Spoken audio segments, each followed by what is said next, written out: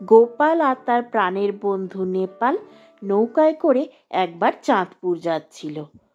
নৌকায় 6জন মাঝি ছাড়া আরও 2জন ভদ্রলোক ছিল। একজনের হাতে আবার বর্ধমানের নামকরা এক হাঁড়ি সীতাভোগ। তার থেকে এমন সুন্দর গন্ধ বের হচ্ছে যে সবার নাকে যাচ্ছে।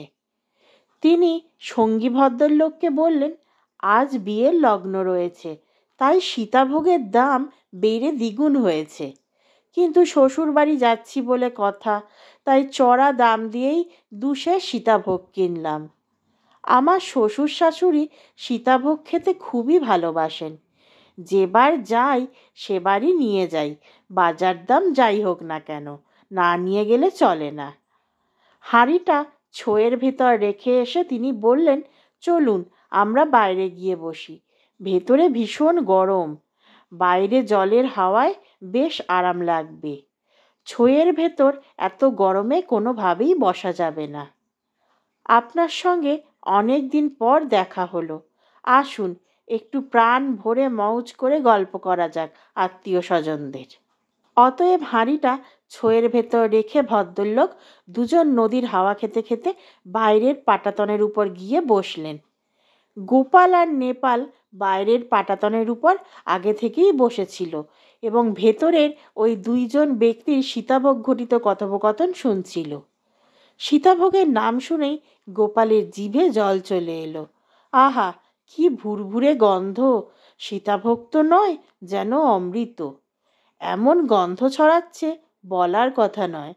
গোপাল মনে মনে ভাবল, কি করে সীতাভোগের হাঁড়ি ফাঁকা করা যায়। সে হঠাৎ করে একটা বুদ্ধি ভেবে নিল। বুদ্ধিমতোই সে তার কাজ করল। ভদ্রলোক 2জন কথাবার্তা বলতে বলতে ছোয়ের উপর এসে বসলেন, আর গোপালও তার মতলব ছকে ফেলল কি করে খাওয়া যায়।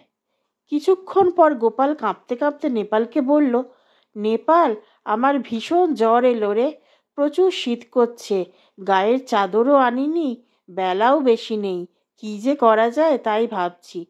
গোপালের কথা শুনে নেপাল বললে, তুই এমন কাণ্ড বাঁধাবি জানলে তোকে সঙ্গে করে আনতুম না।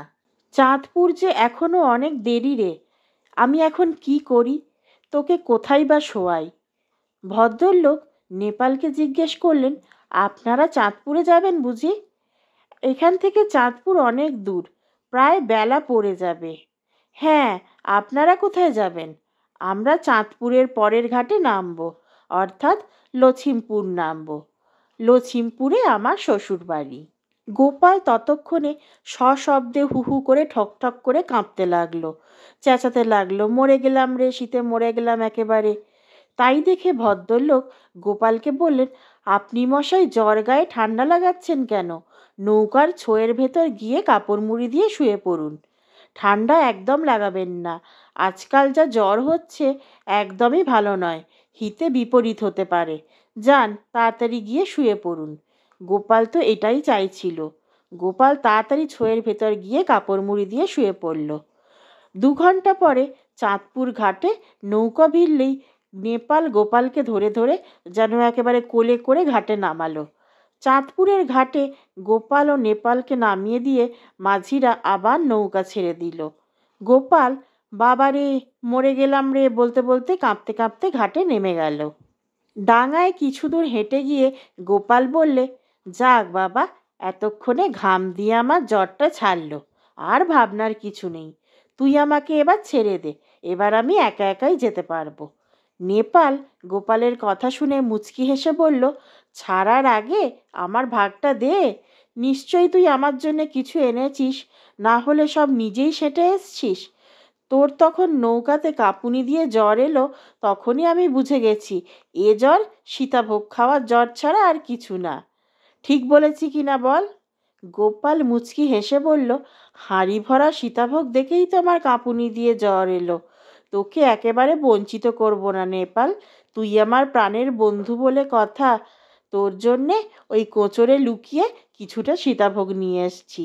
ভদ্রলোক যখন হাঁড়ি নিয়ে নামবেন লছিমপুরে, তখন দেখবেন হাঁড়ি একেবারে ফাঁকা। সীতাভোগের শোকে তখন না ভদ্রলোকেরই জ্বর চলে আসে। শ্বশুরবাড়ি গিয়ে এবার ভদ্রলোক একদম আর মুখ দেখাতে পারবেন না। যাক বাবা, বহুদিন পর বর্ধমানের সীতাভোগ মন ভরে খেলাম, বাড়িতেও কিছুটা নিয়ে যাচ্ছি। এই ধরনের সুন্দর সুন্দর গল্প শোনার জন্যে এখনই আমার চ্যানেলটি সাবস্ক্রাইব করে নিন। আর গল্পটি কেমন লাগলো তা অবশ্যই কমেন্ট করে জানাবেন।